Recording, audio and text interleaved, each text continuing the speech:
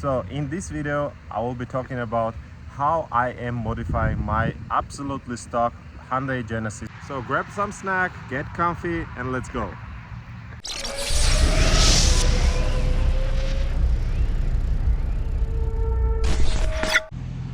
So today I'm gonna test the vehicle in absolute stock shape with no hardware modifications on a stock intake, on a stock tune, and then put my ram air intake and test it on a stock tune, and then put my tune DCU and the TCU in and see how much power does it make with my tune.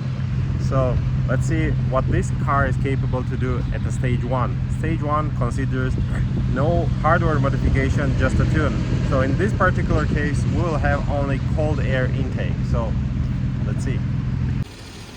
So as you can see, car is all factory right now. I removed every single bolt from the intake airbox, clamps and stuff, so for the easy removal, to not waste my time on a dyno removing all the panels and stuff. I made it as easy as possible so we could test it in a stock shape, and then after remove the factory intake, install my ram air cold air intake, test it on a stock ECU, stock tune, and see what difference does it make between stock intake and my intake. And then I'm gonna put the tuned ECU and the TCU, which is considered as a stage 1 tuning, and let's see what power will make it out of the box. I grabbed the catch can from my Genesis Coupe right here, so whenever I will remove the factory intake, I'm gonna connect the catch can right here, because otherwise it will be pushing some oil out, so I don't want to get it messy. Just so you know, on this vehicle I do not have the air intake temperature relocation kit installed. I wanted to test it 100% in a stock shape with no modifications, okay? So to make it clear for you guys what this 5.0 Genesis 2012-2013 is capable of with a simple modification or with just a tuning.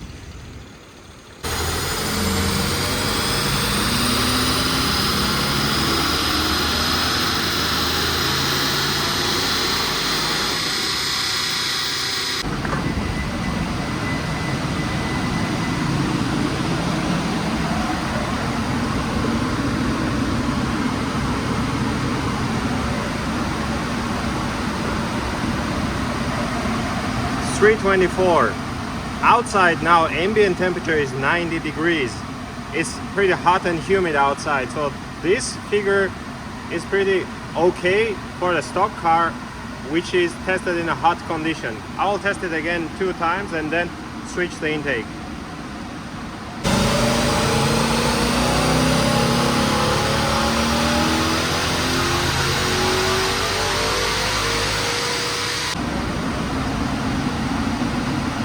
So now we have 329, that basically makes absolutely the same power. It is heat soaked, it is really hot outside, and intake air temperature is like 60 degrees Celsius, which is ridiculous high and pretty normal for this intake manifold and stock intake air temperature sensor. So as you can see, traction control is off, everything is off because of the dyno, and TPMS is on because of the rear wheels are from Genesis Coupe, so don't mind all that. And this is absolutely normal to have all those lights when you are testing a car on a dyno. And let me show you the intake air temperature, which is in Celsius, but you understand that this is ridiculous high, but this is absolutely normal for the stock vehicle with a stock intake air temperature sensor location.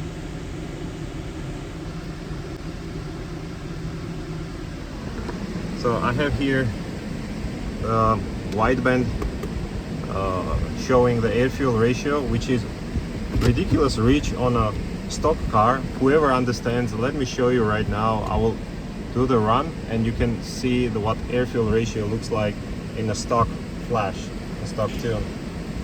So I will do the one more run so you can have understanding what it looks like Here we go.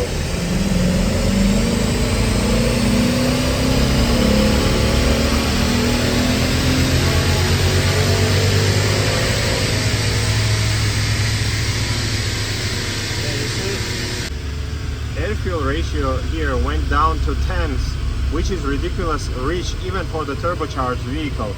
So this is how rich the factory tune is, and this is why car doesn't make as much power. So in a cold weather it will not be as rich as it is right now, and this is why in a cold weather it shows higher power, in a hot weather it shows less power. So as you can see, the ambient temperature is 90 degrees Fahrenheit, so this affects pretty much the horsepower output on any vehicle, not only on the Genesis. So here we have 326, so 324, 329, 326. So this measurement is done to show you what vehicle in a factory shape with no hardware modifications can give a power output on a dyno. Okay, this is not a highest horsepower contest, or I'm not trying to prove that my car is strongest or most powerful out there. This is average Hyundai Genesis in absolutely stock shape with all catalytic converters on a vehicle, nothing removed, nothing modified. Okay, so in the winter when I tested this vehicle, it showed 341 to the wheels. So this is absolutely normal to have this low power output to the wheels when it is hot out there and when the intake air temperature is ridiculous high. Okay, so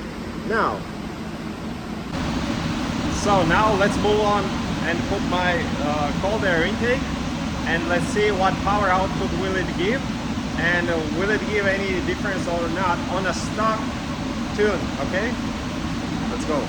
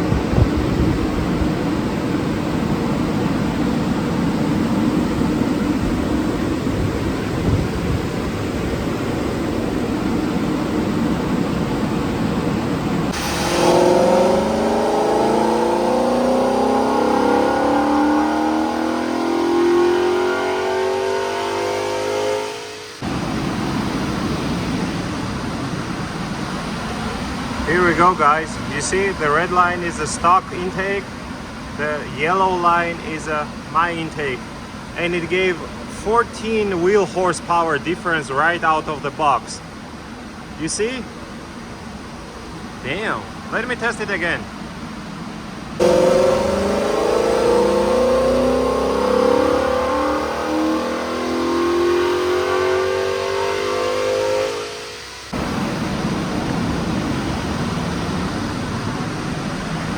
Look at this.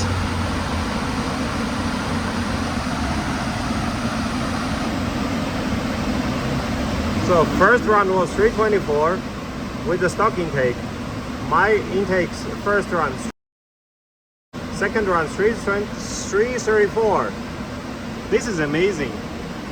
Look, the difference is all around an RPM range. The power difference is everywhere in the torque and the horsepower. This is amazing. So we got basically 14, so minimum 10, maximum 14 wheel horsepower difference, and like 11 to 15 foot-pounds of torque difference. This is amazing. Okay, now it is time to put a tune DCU with my stage 1 tuning and the transmission tune, and see what power difference will we get with the my tune and my cold air intake. Let's go.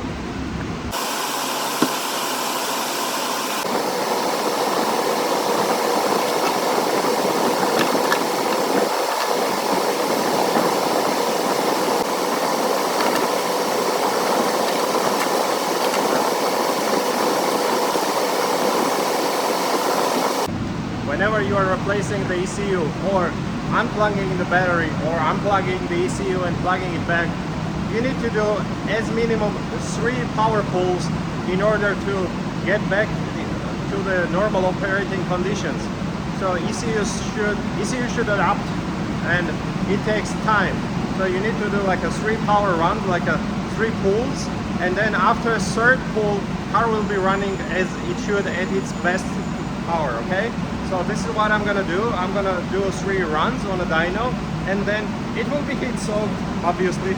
It will not be cool, so I will be testing in the same conditions as I tested a stock tune to make it fair and compare back to back what power difference does my tune make on a cold air intake on an absolutely stock car. Okay, let's go.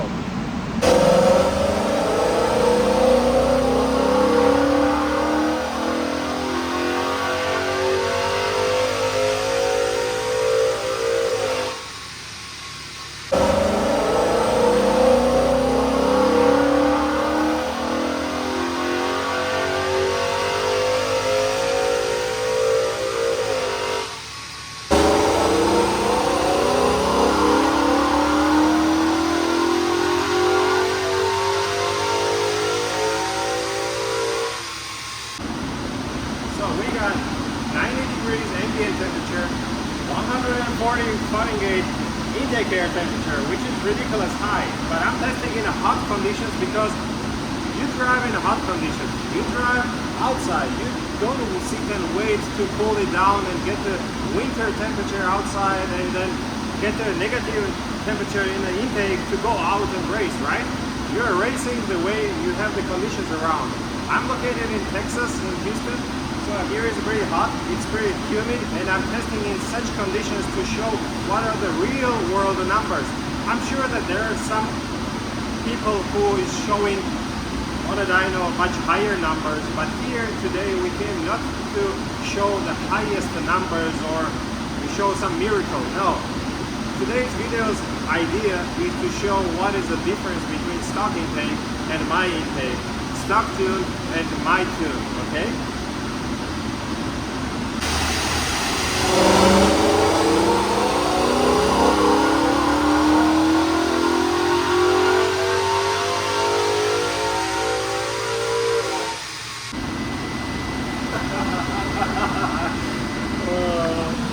You guys need to see this.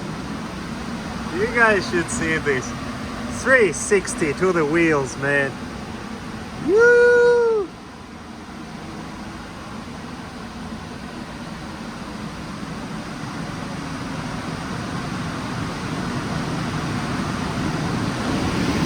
Yep, this is my intake and my custom tune.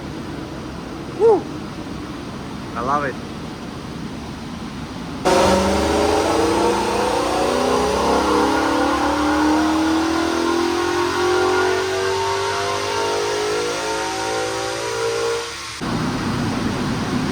Car is absolutely factory, only my cold air intake and my ECU and TCU tune, and car is super consistent.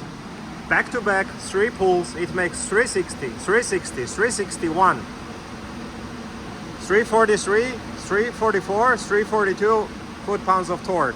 This is amazing. What else do you want from a stage 1 tune on 93 fuel? Here you go. Whoever was interested, what difference does it make? My tune on a 93 with no hardware modifications. It is just intake and my tune, and stock made 324. It is hot outside. It is 90 degrees Fahrenheit outside and 140 degree intake air temperature.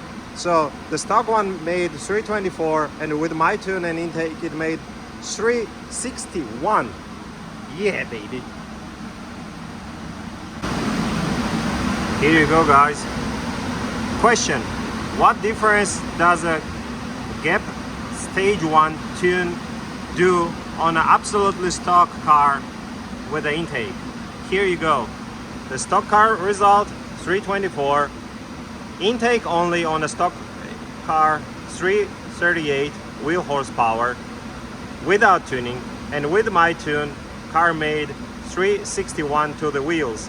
So don't pay attention, is the number high or low. The point of this video and point of this run is to see actual difference, what was before and what we got after. It is not a contest to compare that is this car making highest wheel horsepower or lowest. No, it doesn't matter. The point is how much power can you gain from whatever you have. Okay, so we had the 324 to the wheels on absolutely stock shape, on a stock tune, stock intake. Then we put a cold air intake, the GEP cold air intake that I developed, 338 wheel horsepower with the intake only, and then with the intake and my tune, 361 to the wheels.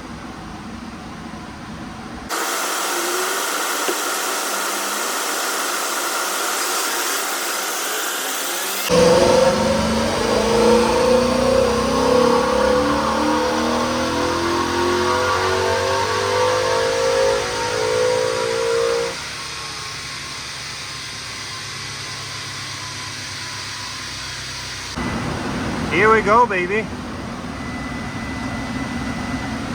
362 wheel horsepower.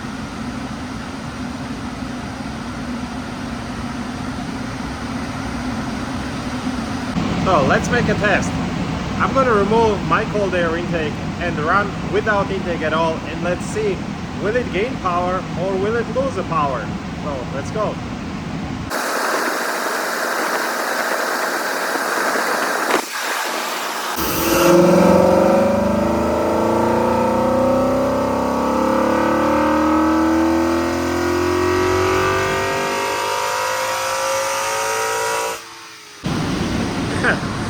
Okay, so as I expected, intake removed, it made 327. It's ridiculous, just ridiculous. It made even less than stock. Can you imagine how bad it is running without intake? I'm sure many of you are now asking the question, oh, you got an intake, it makes a power, take out the intake and let's show us what the tune will make. Okay, I'm gonna remove the intake and show you guys what my tune will make on an absolutely stock car with a factory intake. Obviously, I'm sure it will be less than 362, but let's see how much more above the stock we can make. Okay, let's go.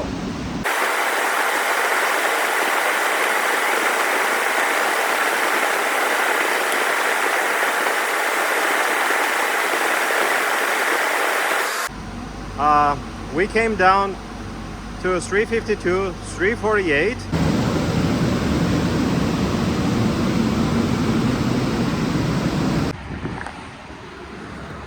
I ran out of fuel on a dyno, so this is what I use.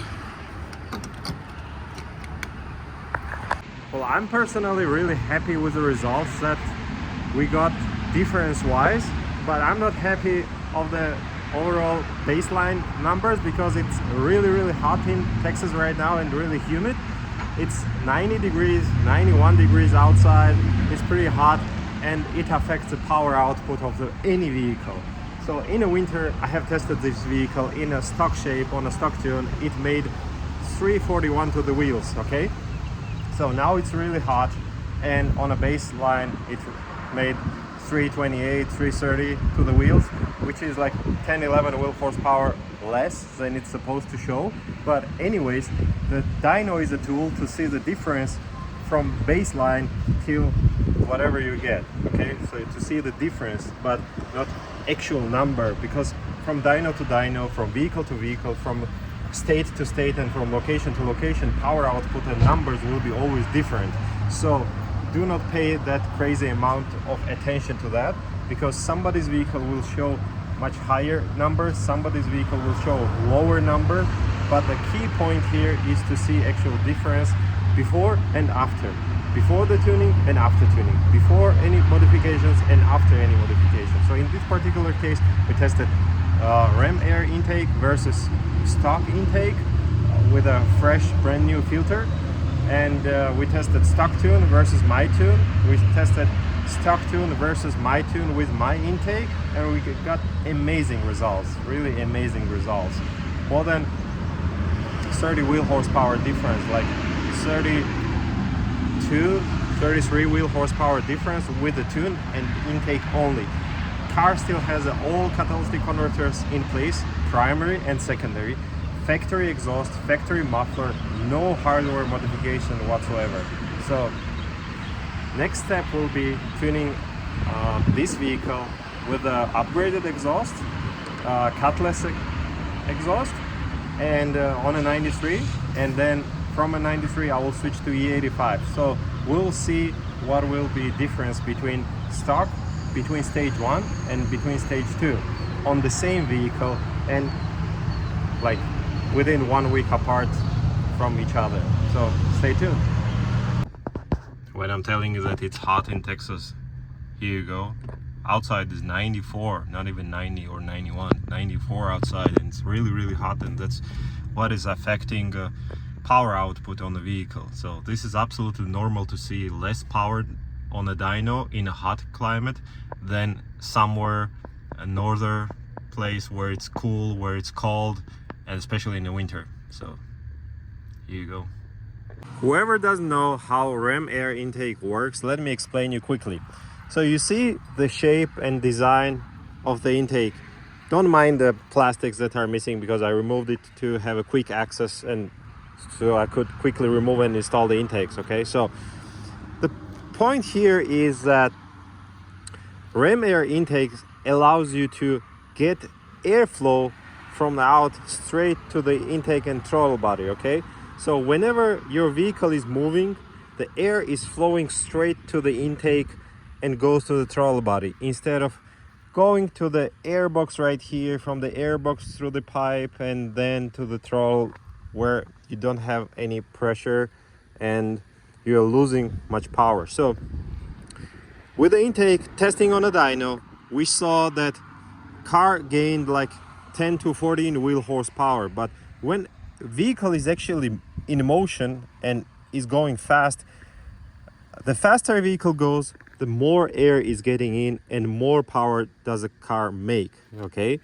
so I've tested this intake on a road, and I compared with a draggy what was the difference between stock intake and my ram air intake, measuring 100 to 200 kilometers per hour, and it was almost 0.5 second difference. Like, so it's ridiculous huge difference with just installing the intake and nothing else, no tune adjustments whatsoever.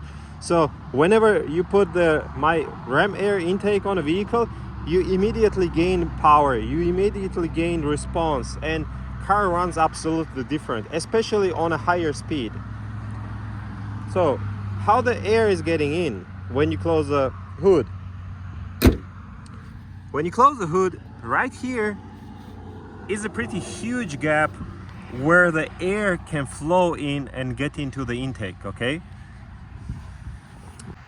I would like to thank all of you guys, whoever is subscribed on my channel. If you like this video, hit the like button and leave a comment what you think about this Genesis. I'm gonna further modify this vehicle and show you guys what this vehicle and this platform is capable of. I've been pushing more and more, further and further, so I'll be showing you every single step, whatever you can do with this vehicle, how to modify, how to maintain, what are necessary steps, etc. But keep in mind, before modifying your vehicle, is it Hyundai or anything else, it doesn't matter, first of all, do the maintenance. Please, this is really important. You should maintain your vehicle and you have it in a perfect shape, and then ask for the tuning, because you should not be pushing a vehicle that is not maintained properly, because it will fail someday and you will say, oh, tune broke my car. No, tune doesn't broke a car. Proper tune never breaks a car. You should do the maintenance first and then tune your vehicle. Okay, remember that. I have a pretty huge blog post about how to prepare your Hyundai Genesis 4.6 or 5.0 for the tuning and how to tune your vehicle. So go to my website GEPTUNED.com and go to the blog section. There's a blog post about the Hyundais. I'll leave the link in a video description below, so you can go to the link and do your study, reading, and make sure your vehicle is maintained properly before you contact me for the tuning. So that's it for today. Thank you so much. See you next time.